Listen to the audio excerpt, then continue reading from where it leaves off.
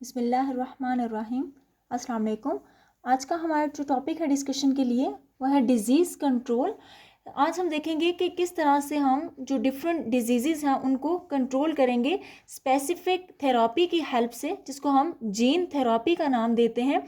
Gene therapy ऐसी technique है जिसमें हम देखते हैं कि कुछ डिसऑर्डर्स जिनको जब हमने ट्रेस किया तो हमें पता चला कि ये इन डिसऑर्डर की जो रीज़न है वो एक सिंगल डिफेक्टिव जीन है, कि एक सिंगल जीन के अंदर डिफेक्ट आने की वजह से ये डिसऑर्डर जो है वो हमारे पास आया। कि अब जीन आपके पास क्या होती है, जीन बेसिकली सीक्वेंस होता है न्यूक्लियोटाइड्स का, कि डीएनए डिफरेंट न्यूक्लियोटाइड्स से मिलके बना हुआ है आपके पास, और ये जो न्यूक्लियोटाइड्स हैं स्पेसिफिक वे में अरेंज होते हैं डीएनए पे। ठीक है, तो ये जो आपके पास जो जीन होती है ये सीक्वेंस होता है, एक ख़ास सीक्वेंस है किसका, न्यूक्लियोटाइड्स का। अगर हम ह्यूमंस की बात करें तो ह्यूमन जीनोम में almost 20 to 25,000 different genes present होती हैं।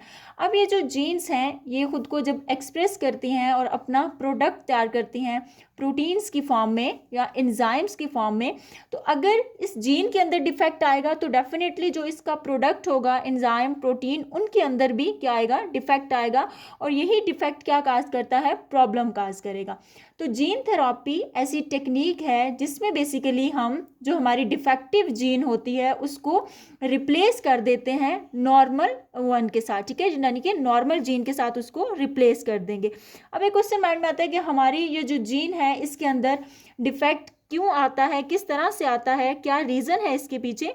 तो जब जीन के अंदर डिफेक्ट आएगा ये चीज़ कहलाएगी म्यूटेशन। हम कहेंगे कि हमारे पास जो है वो म्यूटेशन हुई है, चेंज आ गया है जेनेटिक मटेरियल के अंदर, जिसके पीछे समटाइम केमिकल प्रोसेस हो रहे होते हैं हमारे सेल के अंदर, जिसकी वजह से जीन जो है वो उसके अंदर म्यूटेशन आ जाती है। और सम टाइम कुछ एक्सटर्नल फैक्टर भी इन्फ्लुएंस कर रहे होते हैं, जैसे कि अल्ट्रा वायलेट रेज, उसकी वजह से भी जीन के अंदर म्यूटेशन आ सकती है।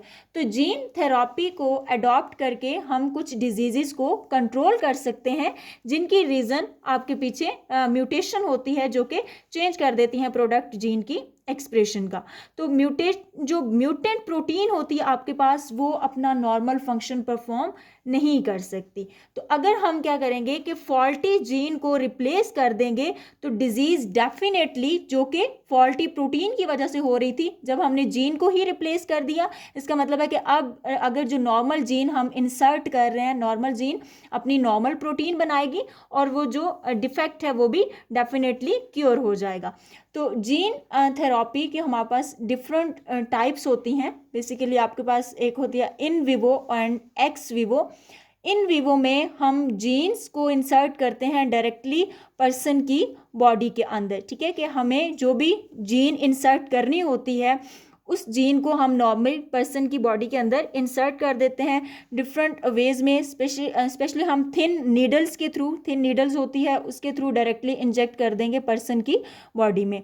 सेकेंड हमारे पास टेक्निक होती है एक्स विवो। एक्स विवो में हम पर्सन की बॉडी से सेल्स लेते हैं, बाहर निकालते हैं उन सेल्स को, और फिर उन सेल के अंदर जीन को ट्रांसफ़र करेंगे एंड देन आर्टिफिशियल मीडियम में हम ये करते हैं, और फिर अगेन से उन सेल्स को जिनके अंदर हमने खुद जीन इंसर्ट की थी उनको दोबारा से उस पर्सन के, उस पेशेंट की बॉडी में इंसर्ट कर देते हैं। तो बेसिकली इसमें हम अब फर्स्ट जो हम करते हैं वो नॉर्मली ये जो जीन थेरेपी अडॉप्ट की जाती है ये किसी भी डिफेक्टिव जीन को रिप्लेस करने के लिए नॉर्मल वन के साथ। इसके अलावा समटाइम हम ऐसा करते हैं कि बिल्कुल एक जो नॉवल जीन होती है, एक नई जीन होती है, उसको भी इंसर्ट कर देते हैं। और सम टाइम हमारे पास अगर एक जीन है उसके अंदर म्यूटेशन हो गई है तो हम जीन थेरेपी की टेक्निक को अडॉप्ट करके उस जीन को बिल्कुल इनएक्टिवेट कर देते हैं, बिल्कुल उस जीन को स्विच ऑफ कर देते हैं, इनएक्टिवेट कर देते हैं जो हमारे पास जीन जिसके अंदर म्यूटेशन हुई है। तो जीन थेरेपी की जो ये जो टेक्निक है आपके पास, सबसे पहले इस पे ये डेवलप की फ्रेंच एंडरसन ने, और फ्रेंच एंडरसन ने 14 सितंबर 1990 में एक 4 साल की जो बच्ची है उसका ट्रीटमेंट किया इसी टेक्निक को यूज़ करके, जीन थेरेपी टेक्निक को यूज़ करके। उसने स्पेसिफिकली उस बच्ची के अंदर जो डिसऑर्डर था जिसका नाम है skid, that means swear combine immuno deficiency, इस डिसऑर्डर को ट्रीट किया। अगर हम इस डिसऑर्डर के बारे में थोड़ा सा डिटेल से देखें तो हमें पता चलेगा कि किस तरह से उसने ये जीन थेरेपी को अडॉप्ट करके इस डिसऑर्डर को कंट्रोल किया। तो बेसिकली जो डिसऑर्डर है आपके पास स्किड, इसमें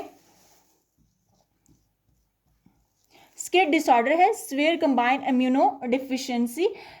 इस डिसऑर्डर के अंदर जो इम्यून सिस्टम है और इम्यून सिस्टम के जो बेसिकली सेल्स होते हैं हमारी बॉडी के अंदर, टी सेल्स और बी सेल्स जो लिम्फोसाइट्स होते हैं, ये अपना फंक्शन परफॉर्म नहीं करते और इनकी डेथ हो जाती है। तो इसलिए बॉडी का जो इम्यून सिस्टम है वो बहुत ज़्यादा वीक होता है। कोई भी वायरस, कोई भी बैक्टीरिया, कोई भी डिजीज़ काजिंग जो एजेंट है वो ईजीली डिजीज़ काज कर सकता है। तो अब स्किड को जब देखा गया कि स्किड के ये जो डिसऑर्डर है ये क्यों हुआ, जब ट्रेस किया गया तो हमें पता चला कि कुछ जीन्स के अंदर डिफेक्ट आ जाने की वजह से ये डिसऑर्डर हुआ।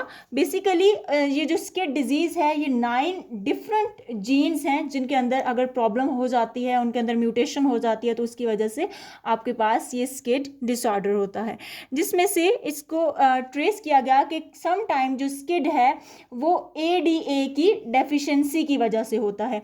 ADA एंजाइम है आपके पास, एडिनोसिन डी अमाइनेज।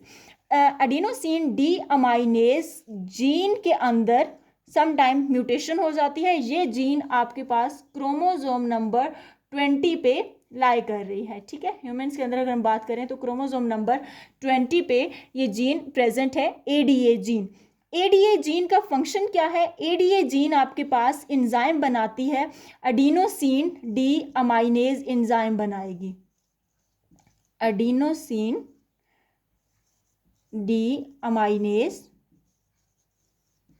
एंजाइम बनाएगी ये जीन। इस जीन के अंदर जब डिफेक्ट आ गया, इसका मतलब है कि अब ये अपना नॉर्मल प्रोडक्ट तैयार नहीं कर रही, ये इस एंजाइम को तैयार नहीं कर रही।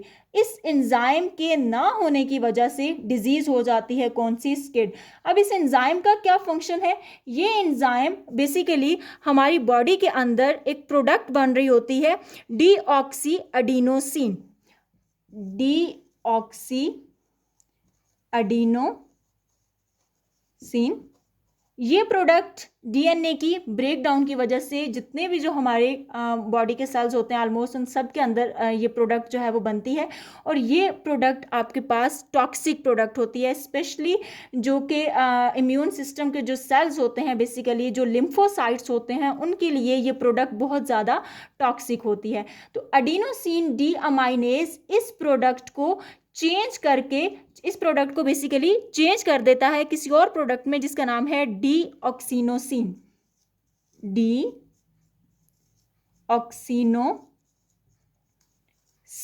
डीऑक्सिनोसिन में चेंज कर देता है और ये हार्मफुल नहीं होती। अगेन से कि हमारे पास डिजीज डिसऑर्डर है, कौन सा? स्किड। जब हमने ट्रेस किया तो हमें पता चला कि ये डिसऑर्डर आपके पास एक स्पेसिफिक जीन के अंदर डिफेक्ट आ जाने की वजह से है। जब हमने उस जीन को देखा तो वो कौन सी जीन थी? ADA gene. ADA जीन क्या करती है आपके पास? ADA जीन प्रिपेयर करती है एंजाइम एडिनोसिन डी अमाइनेज। जब ADA जीन के अंदर डिफेक्ट आया तो हमारे पास नॉर्मल जो एंजाइम था एडिनोसिन डी अमाइनेज ये भी नहीं बन रहा था लिम्फोसाइट्स के अंदर, जो कि लिम्फोसाइट्स के अंदर जब ये एंजाइम नहीं बन रहा था, इसका फंक्शन क्या है? इसका फंक्शन ये है कि ये एक प्रोडक्ट डीऑक्सी एडिनोसिन जो कि बेसिकली ब्रेकडाउन DNA की ब्रेकडाउन की वजह से जनरेट होती है, इस प्रोडक्ट को कन्वर्ट कर देता है डीऑक्सिनोसिन के अंदर। जब हमारे पास ये एंजाइम नहीं होगा तो डेफिनेटली ये जो डीऑक्सी एडिनोसिन है इसका जो लेवल है ये बहुत ज़्यादा राइज कर जाएगा लिम्फोसाइट्स के अंदर, तो जिसकी वजह से लिम्फोसाइट्स की डेथ हो जाएगी। तो जब सेल्स की डेथ हो जाती है इससे पहले कि वो मैच्योर हों, तो डेफिनेटली जिनके अंदर ये जो सेल्स हैं हमारे पास वाइट ब्लड सेल्स, लिम्फोसाइट्स, इनका नंबर बहुत डिक्रीज कर जाता है, इनकी डेथ हो जाती है। तो उस ऑर्गेनिज्म के अंदर जो एबिलिटी होती है किसी भी डिजीज़ के अगेंस्ट फाइट करने करने की वो एबिलिटी ऑटोमेटिकली बहुत ज़्यादा रिड्यूस हो जाती है, और नॉर्मली अगर इसको ट्रीट ना किया जाए तो बहुत जल्द उस पर्सन की डेथ भी हो जाती है आपके पास। तो हमने सबसे पहले इस डिज़ीज़ को ट्रीट किया जीन थेरापी की टेक्निक को अडॉप्ट करके। क्या किया गया इस टेक्निक में, हमने नॉर्मल जो जीन थी किसकी, ADA gene, normal defective gene नहीं, नॉर्मल जीन हमने ली, एडीए जीन, और उस नॉर्मल जीन को हमने इंट्रोड्यूस करवाया रेट्रोवायरस के अंदर। रेट्रोवायरस को हम एज अ वेक्टर के तौर पे यहाँ पे यूज़ कर रहे हैं। हमारे पास डिफरेंट वेक्टर्स होते हैं जिनको हम यूज़ कर रहे होते हैं। वेक्टर को बेसिकली हम जीन इंट्रोड्यूस करवाने के लिए, अपनी जीन को एक्सप्रेस करवाने के लिए बेसिक सेल्स के अंदर यूज़ करते हैं। तो बेसिक हम यहाँ पे जो यूज़ कर रहे हैं वो रेट्रोवायरस है। इसके अलावा प्लाज्मिड को भी एज अ वेक्टर यूज़ किया जाता है। इसके अलावा जो कॉस्मिड्स होते हैं उनको भी एज अ वेक्टर यूज़ किया जाता है। अच्छा, अब यहाँ पे एक क्वेश्चन हमारे माइंड में आता है कि हम ये डिफरेंट वेक्टर्स क्यों यूज़ करते हैं, क्योंकि जो जीन्स होती हैं, कुछ जीन्स आपके पास स्मॉलर होती हैं, यानी कि जस्ट 100 बेस पेयर की होती हैं, कुछ 1000 बेस पेयर्स की होती हैं, कुछ 20,000 बेस पेयर्स की होती हैं, और इवन कुछ मिलियन बेस पेयर्स की भी जीन्स हमारे पास प्रेजेंट होती हैं। तो इसी वजह से, क्योंकि उनका जो साइज़ है वो वेरी कर रहा होता है, वेरिएशंस आ रही होती हैं उनके साइज़ के अंदर, तो इसलिए हम डिफरेंट जो है वो वेक्टर यूज़ करते हैं। तो बेसिकली इसमें स्किड डिजीज़ को हम ये देख रहे हैं हमने किस तरह से ट्रीट किया। हमने जो नॉर्मल जीन थी एडीए की, उस जीन को लिया, उसको इंसर्ट करवाया रेट्रोवायरस के अंदर। रेट्रोवायरसेस के, ये जो रेट्रोवायरसेस होते हैं आपके पास, इनके अंदर एबिलिटी होती है कि ये डीएनए ट्रांसक्रिप्ट बनाते हैं, किससे, आरएनए जीनोम से। और फिर हमने जब इसको इंसर्ट किया अपनी जीन को किसके अंदर, रेट्रोवायरस के अंदर, जो कि अपना ट्रांसक्रिप्ट बना देगा, डीएनए ट्रांसक्रिप्ट बना देगा आरएनए से। देन हमने रेट्रोवायरस के अंदर हमारा जो जीन है वो हमने इंसर्ट किया हुआ है, वो रेट्रोवायरस के अंदर है। अब रेट्रोवायरस को जब हम इन्फेक्ट करवाएंगे सेल्स को, जिन सेल्स को हमने पेशेंट की बॉडी से निकाला हुआ है, ठीक है। दूसरी तरफ हमने जो स्पेशलाइज्ड सेल्स, जो कि स्टेम सेल्स हैं, बोन मैरो, हड्डियों के गुद्दे से हमने स्टेम सेल्स लिए हुए हैं। स्टेम सेल्स के अंदर एबिलिटी होती है डिफरेंट तरह के सेल्स प्रोड्यूस करने की। ये आपके पास लिम्फोसाइट प्रोड्यूस करेंगे फर्दर। तो स्टेम सेल्स को हमने लिया, किसी भी जो पेशेंट है उसकी बॉडी से हमने स्टेम सेल्स को लिया, आर्टिफिशली हमने उसको ग्रो करवा रहे हैं उन सेल्स को। उन सेल्स के अंदर उन सेल्स को हमने इन्फेक्ट करवाया, अब किससे, रेट्रोवायरस से। अब जब रेट्रोवायरस इन्फेक्ट करेगा इन सेल्स को, तो रेट्रोवायरस अपना जो जीनोम है वो उस सेल के अंदर इंसर्ट कर देगा। उस सेल के अंदर अब जो जीन होगी ना इंटरेस्ट की, जो कि हमने वायरल डीएनए में इंजेक्ट की थी, ठीक है, वायरल जो अब वायरस आपके पास जो जीन लेके आया है हमारी, ये जो वायरल डीएनए है, ये हमारा जो सेल का जीनोम है उसके अंदर अब जो हमारी जीन है वो यहाँ पे आ जाएगी। ये देखें, ये जीन ऑफ इंटरेस्ट, इसको लेके कौन आया था, वायरस। वायरस ने जब इन्फेक्ट किया हमारे सेल को, तो ये जीन हिस्सा बन गई हमारे जीनोम का, जो हमारा नॉर्मल सेलुलर जीनोम है। अब ये जो नॉर्मल जीन है ये अपना नॉर्मल प्रोडक्ट तैयार करेगी।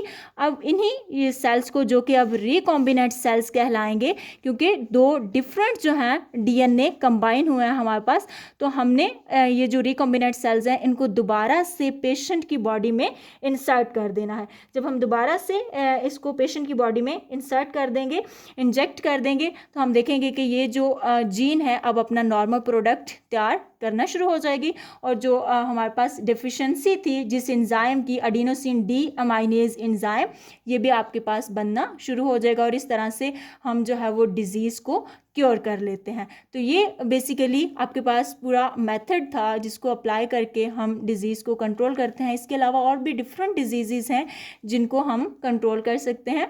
और जो सेल्स लिए जाते हैं बॉडी से, बॉडी में, हमारी बॉडी में बेसिक 2 टाइप्स के सेल्स होते हैं। One is the somatic cell and other one is the germ line cells. Somatic cells body में एवरीवेयर जो भी सेल्स प्रेजेंट होते हैं वो आपके पास सोमैटिक सेल्स होते हैं, जिनके अंदर डिप्लॉइड नंबर में क्रोमोसोम प्रेजेंट प्रेजेंट होते हैं, और जो जर्म लाइन सेल्स होते हैं उनमें हैप्लॉइड क्रोमोसोम्स जो हैं वो प्रेजेंट होते हैं, जर्म सेल जैसे कि एग्स और स्पर्म्स वगैरह। तो जीन थेरापी के लिए हम जो जीन थेरापी दी जाती है उसके लिए हम सिर्फ सोमैटिक सेल्स को ही यूज़ करते हैं, क्योंकि सोमैटिक सेल्स के अंदर जो भी चेंज आता है, यानी कि जीन थेरापी के थ्रू हम जो भी चेंज लेके आते हैं सोमैटिक सेल्स के अंदर, ये फर्दर ऑफस्प्रिंग में पास नहीं होता। लेकिन अगर हम दूसरे जर्म लाइन सेल्स को यूज़ करें जीन थेरापी के लिए, तो उसके अंदर जो भी चेंज आएगा वो डेफिनेटली फर्दर जो न्यू जनरेशन होगी उसको भी पास हो जाएगा। तो इन फ्यूचर में भी जो जीन थेरापी है वो जर्म सेल्स के थ्रू भी की जाए, लेकिन अभी due to some legal issues अभी इस तरह से डिफरेंट जो कंट्रीज़ हैं उनके अंदर इस चीज़ पे बैन है कि आप जो है वो जर्म लाइन सेल्स को यूज़ नहीं कर सकते जीन थेरापी के लिए। बट कुछ रीजन ऐसे है लाइक जैसे यूके वगैरह, वहाँ पे जीन थेरापी जो है वो इन जर्म लाइन सेल्स को भी यूज़ करके की जा रही है। तो इन जीन थेरापी के थ्रू हम जो डिफरेंट डिजीज़ हैं उसको क्योर कर सकते हैं, मॉडिफाई करके अपने जीनोम को, जो डिफेक्टिव जीन होती है उसको रिप्लेस करके नॉर्मल जीन के साथ हम दोबारा से जो है वो नॉर्मली जो भी प्रोडक्ट होती है अपनी बॉडी की उसको तैयार कर रहे होते हैं। इसमें ये जो हमारे पास स्किन डिजीज़ है, इसमें नॉर्मली अगर ऐसा है कि आप जीन नहीं भी इंसर्ट कर रहे, तो इसके अलावा आप एंजाइम भी जो है उसके थ्रू भी ट्रीटमेंट कर सकते हैं, कि सिंपली आप जो है वो एंजाइम उसको वीकली इंजेक्ट कर दें, कि ये जो एडिनोसिन डी अमाइनेज एंजाइम है इसके इंजेक्शन हर वीक के बाद आपको जो है वो इंजेक्शन लगवाने पड़ते हैं। इस तरह से भी आप इसको क्योर कर सकते हैं। तो ये था आज का हमारा टॉपिक अबाउट जीन थेरापी।